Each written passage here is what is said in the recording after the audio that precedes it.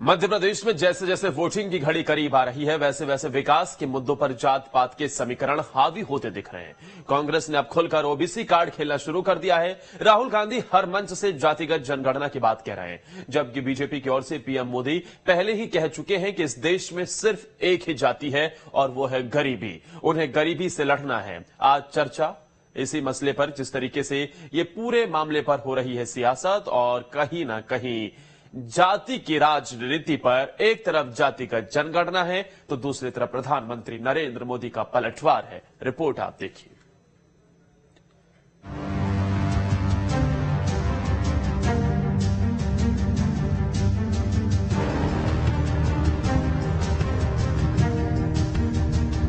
मध्य प्रदेश में जाति जनगणना होगा। आप लोगों को इनकी हवाई बातों के बहकावे में नहीं आना चाहिए।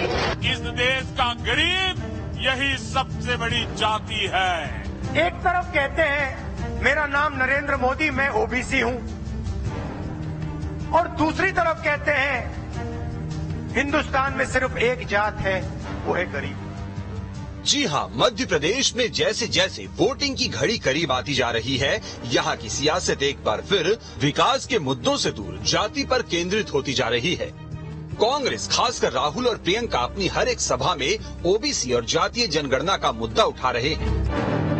मैं आपसे जो कहता हूं कर डालता हूं, और मैंने यात्रा में मन बना लिया है। 4000 किलोमीटर चला हूं, हिंदुस्तान की सच्चाई मैंने देखी है। मैंने मन बना लिया है कि कुछ भी हो जाए, हिंदुस्तान में और मध्य प्रदेश में जाति जनगणना होगा। दिल्ली की प्रेस कॉन्फ्रेंस हो या शहडोल की सभा, राहुल ओबीसी कार्ड के जरिए बीजेपी की जमकर घेराबंदी कर रहे हैं। जाति जनगणना की मैंने बात कर रखी, पार्लियामेंट में रखी। हम करवाएंगे, चाहे बीजेपी करवाए ना कराए। हम उन पे ऐसा दबाव डालेंगे, उनको करना ही पड़ेगा। अगर नहीं करेंगे, परे हो जाओ, हम करेंगे। छत्तीसगढ़ की सरकार ने काम शुरू कर दिया, कर्नाटक की सरकार ने काम शुरू कर दिया, राजस्थान की सरकार ने काम शुरू कर दिया। कहां तक भागेगी बीजेपी? कहां तक दौड़ेंगे? मध्य प्रदेश में हमारी सरकार आएगी, पहला काम हमारी सरकार का सेंसस कर देगी। उधर जातीय जनगणना को लेकर बीजेपी ने खुलकर अपने पत्ते नहीं खोले हैं, लेकिन बीजेपी जाति के बजाय गरीबों की बात कर कांग्रेस के दांव की काट ढूंढ रही है।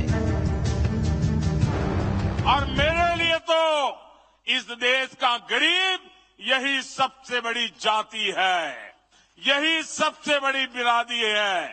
अगर गरीब का भला हो गया, देश का भला अपने आप हो जाएगा।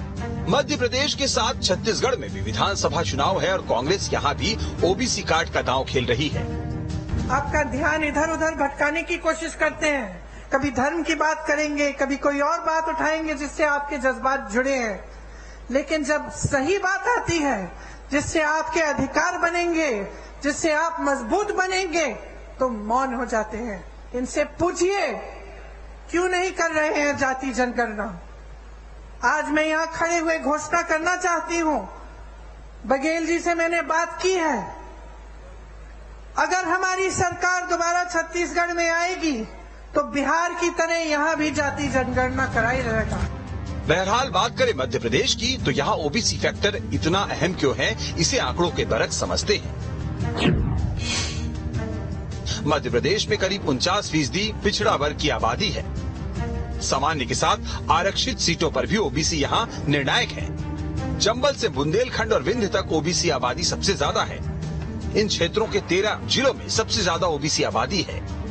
इन जिलों की 61 सीटों में से 40 बीजेपी, 19 कांग्रेस के पास है। मौजूदा सरकार में 33 मंत्रियों में 10 ओबीसी वर्ग से हैं। कमलनाथ सरकार में 29 मंत्रियों में 8 ओबीसी वर्ग से थे। 2018 में कांग्रेस ने 40% तो बीजेपी ने 39% ओबीसी उम्मीदवार उतारे थे। एमपी में इस वक्त अनारक्षित 146 सीटों में 60 पर ओबीसी विधायक हैं। एमपी विधानसभा में बीजेपी 38 और कांग्रेस के 21 ओबीसी विधायक हैं। मध्य प्रदेश में 23 के दंगल की शुरुआत सॉफ्ट हिंदुत्व के पिच से कांग्रेस ने की, लेकिन आखिरी इनिंग पहुंचते पहुंचते कांग्रेस पूरी तरह अब ओबीसी और जातीय जनगणना की गुगली फेंकने लगी है। अब देखना होगा कि कांग्रेस की गुगली बीजेपी की पारी को समेटने में कामयाब हो पाती है या नहीं। News state.